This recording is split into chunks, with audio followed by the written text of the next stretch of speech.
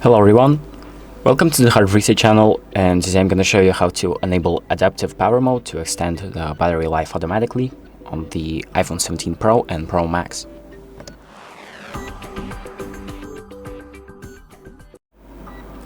So on the iPhones there's an option to enable adaptive power mode, which allows the iPhone to automatically adjust some options on your phone to adapt to the usage and help extend your battery life. And to enable that option, what you can do is open up the settings of your phone, go to battery, and then scroll down to power mode. And here we're going to enable adaptive power.